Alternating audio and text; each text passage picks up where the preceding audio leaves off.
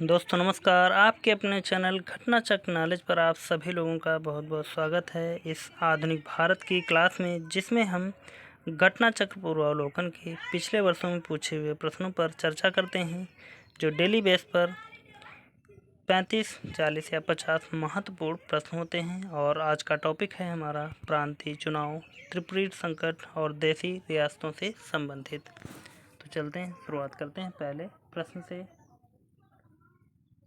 पहला प्रश्न दिया गया है, यह पहला टॉपिक कौन सा है? प्रांतीय चुनाव और मंत्रिमंडल का गठन 1937। इससे संबंधित जो प्रश्न हैं वह होंगे। पहला प्रश्न दिया गया है, 1937 में संपन्न विधानसभा चुनाव में इंडियन नेशनल कांग्रेस को निम्न में से किस प्रांत में पूर्ण बहुमत नहीं मिला था? चार ऑप्शन जैसे ए मध्य प्रांत, बी दिया गया है बिहार, सी है पंजाब, डी मद्रास। इनमें से इसका सही उत्तर बताना है। तो इसका सही उत्तर यहाँ पर हो जाएगा सी पंजाब। आगे बढ़ते हैं और देखेंगे यहाँ पर इसकी महत्वपूर्ण व्याख्या को। जैसे कि दिया गया है, वर्ष 1935 के भारत सरकार अधिनियम के आधार पर फरवरी 1937 में प्रांतीय विधानमंडलों के चुनाव हुए, जिनमें कांग्रेस ने अपने प्रतिद्वंदी दलों का सफाया करते हुए 5 प्रांतों यानी कि मद्रास 65% मतों के साथ 215 में से 159 सीटें, बिहार 75% मतों के साथ 152 में से 98 सीटें, मध्य एवं बरार 61% मतों के साथ 112 में से 70 सीटें, संयुक्त प्रांत 65% मतों के साथ 288 में से 134 सीटें तथा उड़ीसा 60% मतों के साथ 60 में से 36। आगे सीटें में पूर्ण बहुमत प्राप्त किया कांग्रेस। बम्बई 175 से 86, असम तथा उत्तर पश्चिम प्रांत में सबसे बड़े दल के रूप में उभरी। केवल बंगाल, पंजाब तथा सिंध में ही कांग्रेस सबसे बड़ा दल बनने से वंचित रही। जुलाई 1937 में कांग्रेस ने 6 प्रांतों मद्रास, संयुक्त प्रांत, मध्य प्रांत, बिहार, बम्बई तथा उड़ीसा में अपनी सरकारें गठित की। बाद में पश्चिमोत्तर प्रांत और असम में भी कांग्रेस ने अन्य सहयोगियों के साथ मिलकर मंत्रिमंडल की गठित की।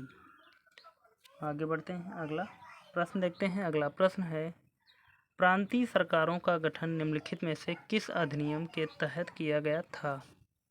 ए 1935 का अधिनियम, बी 1932 का अधिनियम, सी 1936 का अधिनियम, डी 1947 का अधिनियम। इन चारों ऑप्शनों में से इसका राइट आंसर यहाँ पर देखें तो हो जाएगा इसका राइट आंसर ए 1935 का अधिनियम।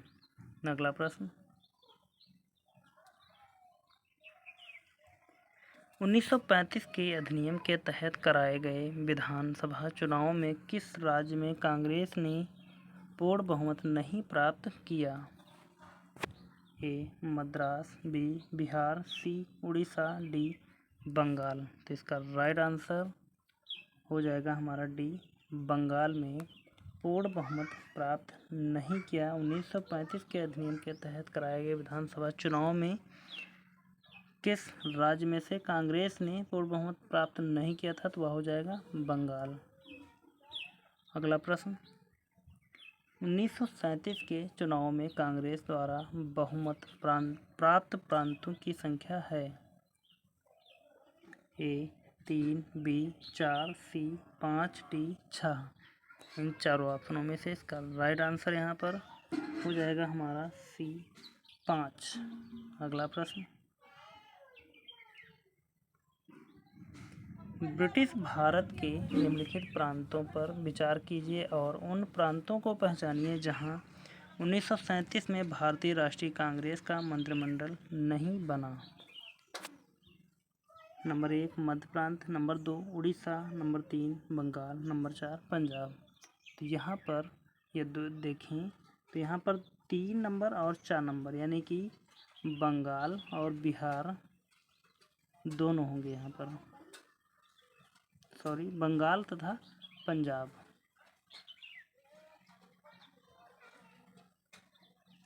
तो यह दोनों हैं। आगे बढ़ते हैं, अगला प्रश्न। वह कौन सा प्रांत था जहां 1937 के आम निर्वाचन में भारतीय राष्ट्रीय कांग्रेस को पूर्ण बहुमत नहीं प्राप्त हुआ था? ए बम्बई, बी असम, सी उड़ीसा, डी बिहार। इनमें से इसका राइट आंसर यहाँ पर हो जाएगा हमारा इनमें से कोई नहीं। तो यहाँ पर हम देखेंगे इसकी थोड़ी सी व्याख्या को। जैसा कि दिया गया है, वर्ष 1937 के निर्वाचन में कांग्रेस को बम्बई और असम दोनों प्रांतों में पूर्ण बहुमत नहीं मिला था। आगे बढ़ेंगे, अगला प्रश्न। वह प्रांत जहां 1937 के आम चुनाव के बाद भारतीय राष्ट्रीय कांग्रेस ने अपनी सरकार नहीं बनाई। ए बंगाल, बी बिहार, सी मद्रास, डी उड़ीसा। 4 ऑप्शन हैं। चारों ऑप्शनों में से इसका सही उत्तर बताना है कि वह प्रांत जहां 1937 के आम चुनावों के बाद भारतीय राष्ट्रीय कांग्रेस ने अपनी सरकार नहीं बनाई। तो वह यहाँ पर इसमें भी चारों ऑप्शनों में कुछ मिस्टेक है। यहाँ पर इसके लिए हम देखेंगे इसकी व्याख्या को दिया गया है। यहाँ पर इसका सही उत्तर हम देख सकते हैं। यदि हम इसके पहले वाले ऑप्शन के साथ में जाएं तो यहाँ पर यह सही होगा। आगे बढ़ते हैं और देखेंगे यहाँ पर इसकी व्याख्या को। जैसा कि दिया गया है, जुलाई 1937 के दौरान 6 प्रांतों में भारतीय राष्ट्रीय कांग्रेस ने अपने मंत्रिमंडल गठित किए। ये प्रांत थे मद्रास, बम्बई, मध्य प्रांत, उड़ीसा, बिहार और संयुक्त प्रांत। बाद में पश्चिमोत्तर प्रांत और असम भी कांग्रेस ने अन्य सहयोगियों के साथ मिलकर गठबंधन मंत्रिमंडल बनाए। अगला प्रश्न है, वर्ष 1937 के चुनाव में कितने प्रांतों में से कांग्रेस का मंत्रिमंडल बना था? ए 11, बी 9, सी 6, डी 3। 4 ऑप्शन दिए गए हैं। चारों में से इसका राइट आंसर यहाँ पर देखेंगे तो हो जाएगा हमारा इनमें से कोई नहीं। ई वाला एक ऑप्शन हम जोड़ लेंगे, इनमें से कोई नहीं। और देखेंगे यहाँ पर हम इसकी व्याख्या को। जैसा कि दिया गया है, वर्ष 1935 के भारत सरकार अधिनियम के आधार पर फरवरी 1937 में प्रांतीय विधानमंडलों के चुनाव हुए, जिनमें कांग्रेस ने अपने प्रतिद्वंदी दलों का सफाया करते हुए 5 प्रांतों यानी कि मद्रास 65% मतों के साथ 215 में से 162 सीटें, बिहार 75% मतों के साथ 152 में से 98 सीटें, संयुक्त प्रांत 65%, मध्य प्रांत 61%, उड़ीसा 60%। तो इस प्रकार से यहाँ पर इन सभी ने सीटें पाई थी, जैसा कि अभी हमने एक जगह पर इसकी व्याख्या को दिखा भी चुके हैं। तो आगे बढ़ जाएंगे।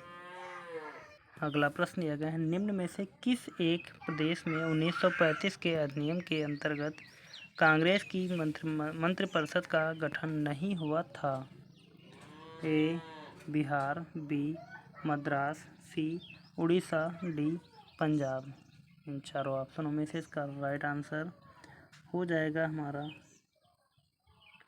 डी पंजाब। अगला प्रश्न।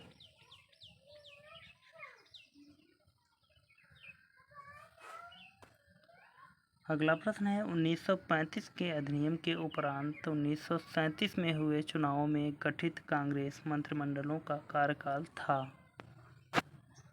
ए 20 माह, बी 22 माह, सी 24 माह, डी 28 माह। इनमें से इसका राइट आंसर देखें तो हो जाएगा इसका राइट आंसर डी 28 माह।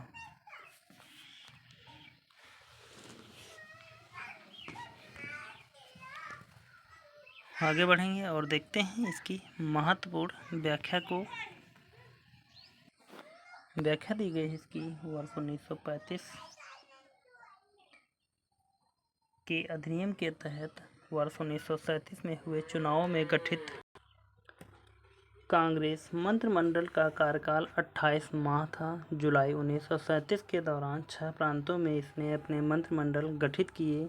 ये प्रांत थे मद्रास, बम्बई, मध्य प्रांत, उड़ीसा, बिहार और संयुक्त प्रांत। बाद में पश्चिमोत्तर प्रांत और असम में भी कांग्रेस ने सहयोगी दलों के साथ मिलकर मंत्रिमंडल बनाए।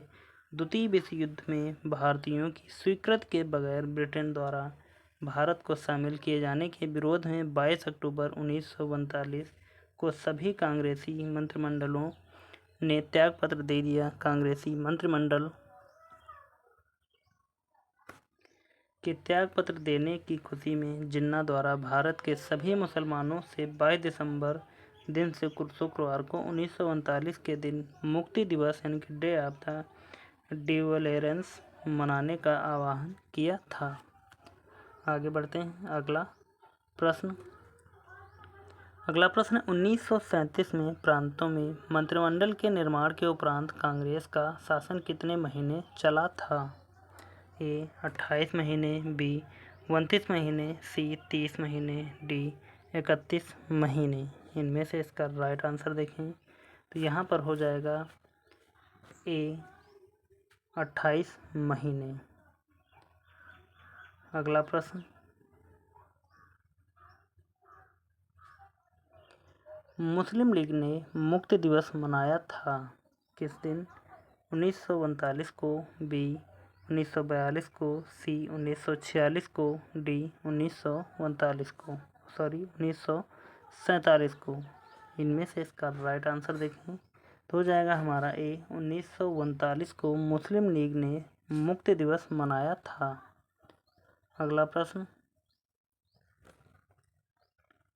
अपनी किस कार्यकारिणी कमेटी में कांग्रेस ने भू स्वामित्व को समाप्त करने की नीति अपनाई? ए कार्यकारिणी कमेटी 1937, बी कार्यकारिणी कमेटी 1942, सी कार्यकारिणी कमेटी 1945, डी कार्यकारिणी कमेटी 1946। इनमें से इसका राइट आंसर देखें तो हो जाएगा ए कार्यकारिणी कमेटी 1937। आगे बढ़ते हैं और देखेंगे यहाँ पर इसकी व्याख्या को। दिया गया है भारतीय राष्ट्रीय कांग्रेस की कार्यकारिणी कमेटी ने वर्ष 1937 में भू स्वामित्व को समाप्त करने की नीति अपनाई। संयुक्त प्रांत और बिहार में कांग्रेस सरकारों द्वारा काश्तकारी बिल पारित किए गए। सभी कांग्रेस शासित प्रांतों में कृषकों को साहूकार के चंगुल से बचाने तथा सिंचाई सुविधाओं को बेहतर बनाने के प्रयास किए गए। आगे बढ़ेंगे और देखते हैं अगला प्रश्न 1937 के चुनाव के पश्चात यूपी में गठित मंत्रिमंडल में किसको वित्त विभाग सौंपा गया था? ए गोविंद बल्लभ पंत को, बी रफ़ी अहमद किदवई को, सी कैलाश नाथ काटजू को, डी मोहम्मद इब्राहिम को। इनमें से इसका राइट आंसर हो जाएगा हमारा बी रफ़ी अहमद किदवई को। आगे बढ़ते हैं। अगला प्रश्न या इसकी व्याख्या देखेंगे, उसके बाद में अगले प्रश्न की तरफ बढ़ेंगे। जैसा कि दिया गया है वर्ष 1937 में संपन्न हुए प्रांतीय विधानसभा चुनावों में यूपी संयुक्त प्रांत के कुल 228 में से 134 स्थानों पर कांग्रेस को सफलता मिली। संयुक्त प्रांत में कांग्रेस ने अकेले ही सरकार बनाई। इस सरकार में प्रधानमंत्री गोविंद बल्लभ पंत और कानून एवं न्याय मंत्री कैलाश नाथ काटजू थे, जबकि वित्त विभाग रफ़ी अहमद किदवई को सौंपा गया था। आगे बढ़ते हैं। अगला प्रश्न दिया गया है कांग्रेस प्रशासित प्रदेशों में मुस्लिमों की शिकायतों से संबंधित रिपोर्ट पर विचार कीजिए और कूट के माध्यम से इसका सही उत्तर चुनिए। जैसा कि पहला, दूसरा, तीसरा यानी कि 3 कथन है। कथन कह रहे हैं Pirpur report, number 2 Sharif report, number 3 Muslim sufferings under Congress rule. तो यहाँ पर इसका राइट आंसर देखा जाए तो पीरपुर रिपोर्ट, शरीफ रिपोर्ट और मुस्लिम सफरिंग्स अंडर कांग्रेस रूल, यहाँ पर 3 होंगे, यानी कि ए इसका राइट आंसर हो जाएगा। 1, 2, 3। आगे बढ़ते हैं और देखते हैं यहाँ से जो स्टार्ट हुए कांग्रेस का त्रिपुरी संकट 1939, इससे संबंधित महत्वपूर्ण प्रश्नों पर चर्चा करेंगे। प्रश्न दिया गया है 1938 में भारतीय राष्ट्रीय कांग्रेस के अध्यक्ष निर्वाचित हुए कौन? ए अबुल कलाम आज़ाद, बी सुभाष चंद्र बोस, सी पट्टाभी सीतारामैया, डी जेबी कृपलानी। इनमें से इसका राइट आंसर बताना है कि 1938 में भारतीय राष्ट्रीय कांग्रेस के अध्यक्ष कौन निर्वाचित हुए। तो इसका सही उत्तर हो जाएगा सुभाष चंद्र बोस। व्याख्या देखेंगे इसकी हम। कांग्रेस के हरिपुरा यानी कि जो गुजरात में स्थित है अधिवेशन जो फरवरी 1938 में सुभाष चंद्र बोस निर्विरोध अध्यक्ष निर्वाचित हुए।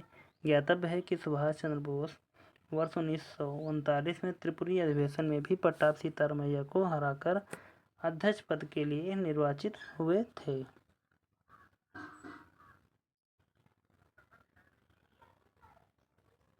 अगला प्रश्न है भारतीय राष्ट्रीय कांग्रेस के हरिपुरा अधिवेशन की अध्यक्षता निम्नलिखित में से किसने की थी? ए CR दास ने, बी जेबी कृपलानी ने, सी SC बोस ने, डी JL नेहरू ने।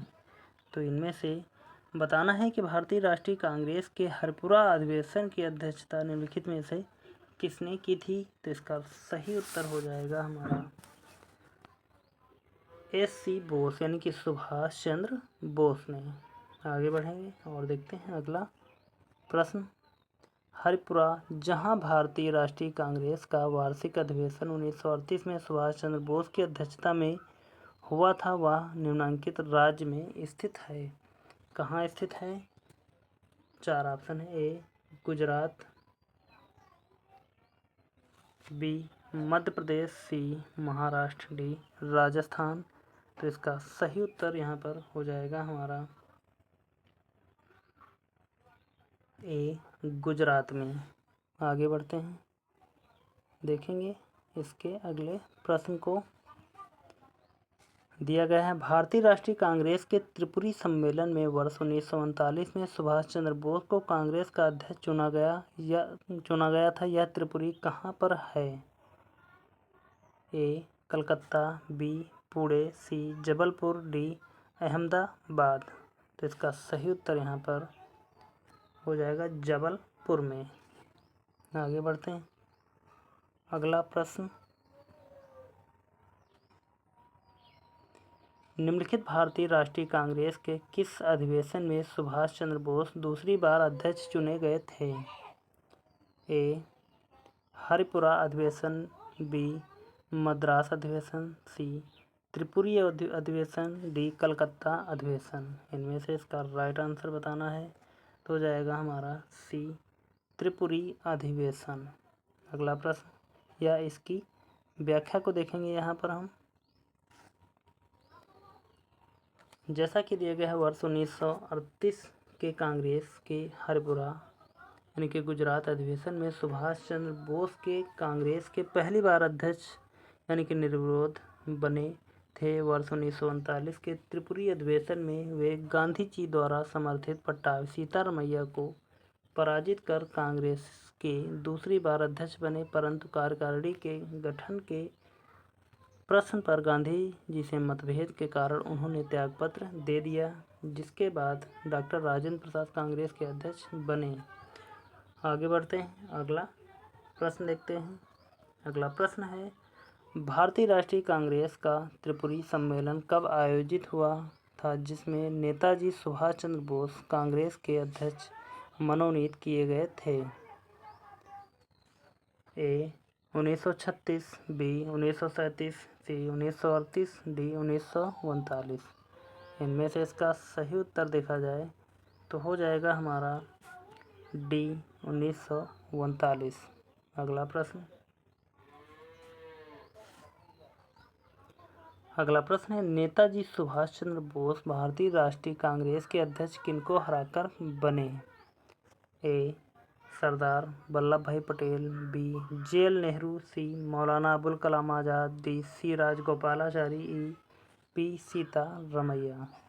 इनमें से इसका सही उत्तर बताना है तो सही उत्तर होगा हमारा मौलाना अबुल कलाम आज़ाद को हराकर नेताजी सुभाष चंद्र बोस कांग्रेस के अध्यक्ष चुने गए। आगे बढ़ते हैं। अगला प्रश्न देखते हैं, निम्नलिखित में से भारतीय राष्ट्रीय कांग्रेस के किस अधिवेशन में कांग्रेस अध्यक्ष के चुनाव में सुभाष चंद्र बोस ने पट्टाभी सीतारमैया को पराजित किया था? ए हरिपुरा अधिवेशन 1938, बी त्रिपुरी अधिवेशन 1939, सी लाहौर अधिवेशन 1929, डी मद्रास अधिवेशन 1927। इनमें से इसका राइट आंसर हो जाएगा हमारा बी त्रिपुरी अधिवेशन 1939। आगे बढ़ते हैं। अगला प्रश्न, सुभाष चंद्र बोस के त्यागपत्र के बाद भारतीय राष्ट्रीय कांग्रेस का अध्यक्ष कौन हुआ? ए मौलाना अबुल कलाम आज़ाद, बी पट्टाभी सीतारमैया, सी राजेंद्र प्रसाद, डी सरदार पटेल। तो इसका सही उत्तर देखें हो जाएगा हमारा सी राजेंद्र प्रसाद। आगे बढ़ते हैं। अगला प्रश्न है, कांग्रेस के त्रिपुरी अधिवेशन के पश्चात सुभाष चंद्र बोस और दक्षिणपंथी का संबंध या समस्त झगड़ा किस प्रश्न पर केंद्रित हो गया? ए कांग्रेस कार्यकारिणी समिति का गठन, बी देशी रियासतों के प्रति नीति, सी केंद्र सरकार के प्रति रुख, डी कांग्रेस समाजवादी दल के सदस्यों की दोहरी सदस्यता। इनमें से इसका राइट आंसर देखेंगे तो हो जाएगा हमारा ए कांग्रेस कार्यकारिणी समिति का गठन।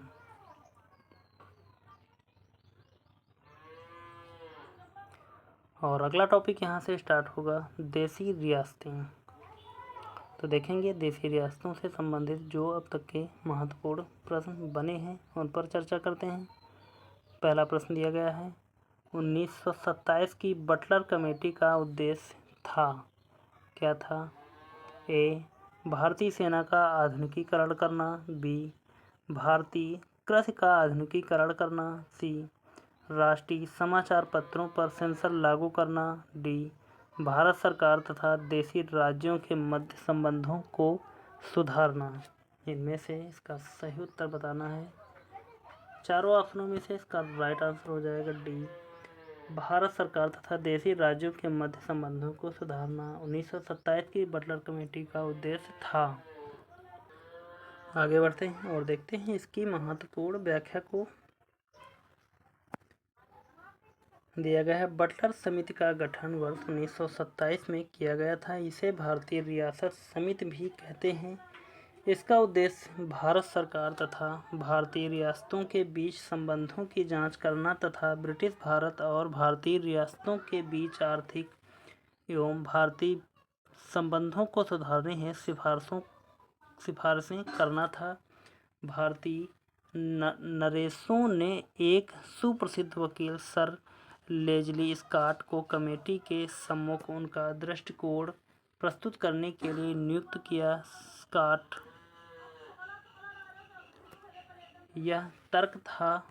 का यह तर्क था कि प्रत्येक रियासत आरंभ में स्वतंत्र थी और इसलिए वह स्वतंत्र है केवल उस सीमा तक नहीं जहां उसने अपनी प्रभुसत्ता क्राउन को दे दी है, अर्थात शेषाधिकार भारतीय रियासतों के पास है। आगे बढ़ते हैं और अगला प्रश्न है, all India state peoples conference का गठन कब हुआ? ए 1924 में, बी 1926 में, सी 1927 में, डी 1929 में। इनमें से इसका सही उत्तर देखें तो हो जाएगा हमारा इसका राइट आंसर सी 1927 में। अगला प्रश्न या इसकी महत्वपूर्ण व्याख्या, उसके बाद में हम प्रश्न की तरफ बढ़ेंगे। दिया गया है, दिसंबर 1927 में अखिल भारतीय राज्य जन conference all India state peoples congress का आयोजन किया गया। इसमें विभिन्न रियासतों से आए 700 से अधिक राजनीतिक कार्यकारियों या कार्यकर्ताओं ने भाग लिया। बलवंत राय मेहता, मणिलाल कोठारी और जी.आर. अभ्यंकर ने इसके आयोजन में महत्वपूर्ण भूमिका निभाई थी। आगे बढ़ते हैं। अगला प्रश्न, निम्नलिखित में से कौन 1939 में Bharat Prajamandal all India states peoples conference के अध्यक्ष थे? A Jayaprakash Narayan, B Jawaharlal Nehru, C Sheikh Abdullah, D Sardar Vallabh Bhai Patel. इसका राइट आंसर देखें तो हो जाएगा इसका right answer B Jawaharlal Nehru. आगे बढ़ते हैं और देखते हैं अगला प्रश्न। अगला प्रश्न दिया गया है, भारतीय संघ में रजवाड़ों का विलय अधिकाधिक किस सन में हुआ था? ए 1948 में, बी 1947 में, डी 1950 में, सी 1950 और डी 1961। इसका सही उत्तर बताना है कि भारतीय संघ में रजवाड़ों को विलय आधिकारिक किस सन में हुआ? इसका सही उत्तर यहाँ पर हो जाएगा बी 1947 में। आगे बढ़ते हैं और देखते हैं इसकी व्याख्या को।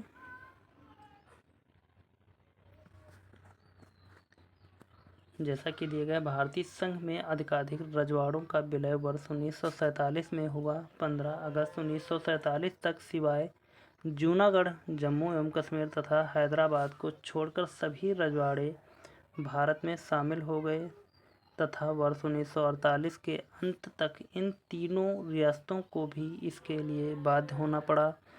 अंग्रेजी हुकूमत ने इन रियासतों को स्वाधीनता का दर्जा देकर बड़ी पेचीदी समस्या खड़ी कर दी थी, किंतु राष्ट्रीय नेतृत्व ने, विशेष सरदार वल्लभ भाई पटेल ने बड़ी समझदारी एवं सूझबूझ से इस समस्या को सुलझा दिया। राष्ट्रीय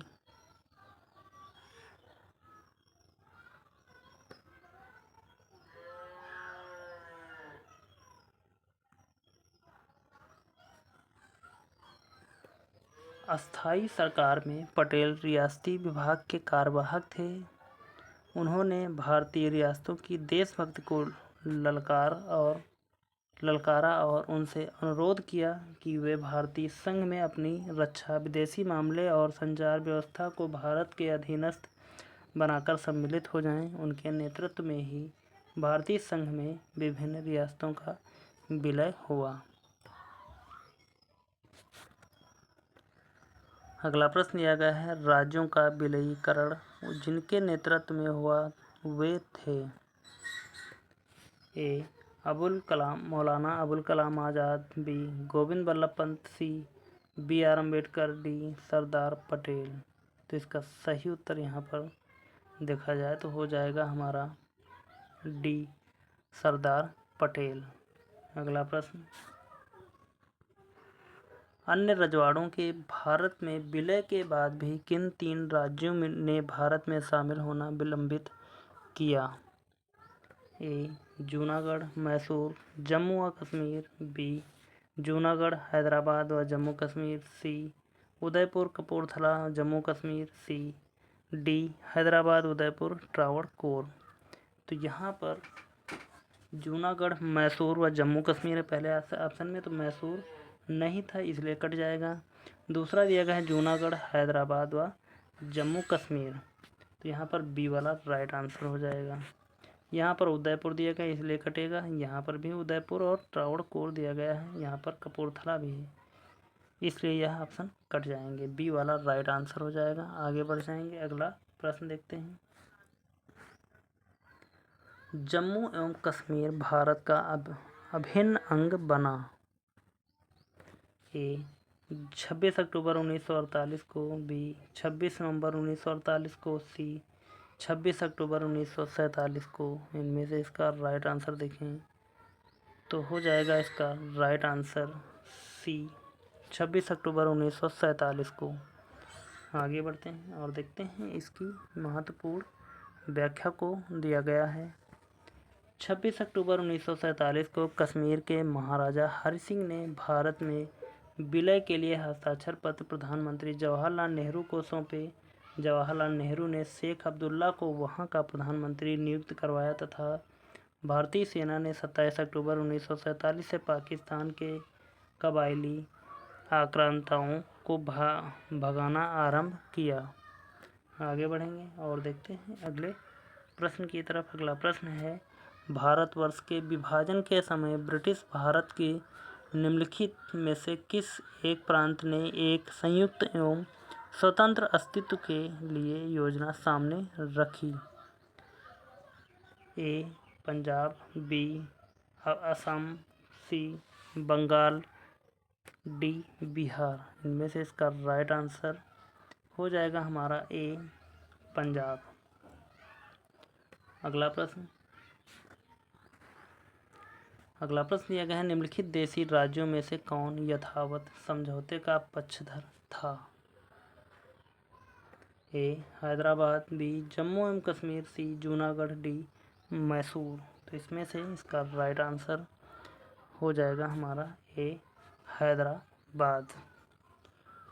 तो यहाँ पर आज की महत्वपूर्ण 35 प्रश्नों पर हमने चर्चा की। उम्मीद करता हूँ कि आप सभी लोगों ने शुरू से लेकर अंत तक इस क्लास को देखा होगा और यह क्लास आपको कैसी लगी है आप हमें कमेंट के माध्यम से अपना उत्तर ज़रूर दें। और सेशन को यदि लाइक नहीं किया तो सेशन को लाइक कर दें और चैनल को अभी तक सब्सक्राइब नहीं किया तो प्लीज़ सभी लोग चैनल को सब्सक्राइब करें और ज़्यादा से ज़्यादा लोगों तक शेयर करें। और इसकी प्लेलिस्ट बना दी गई है, वहाँ से आप इसकी पिछली क्लासों को भी देख सकते हैं। तो चलते हैं, मिलेंगे अगली क्लास में। तब तक के लिए धन्यवाद। जय हिंद। आपका समय शुभ हो।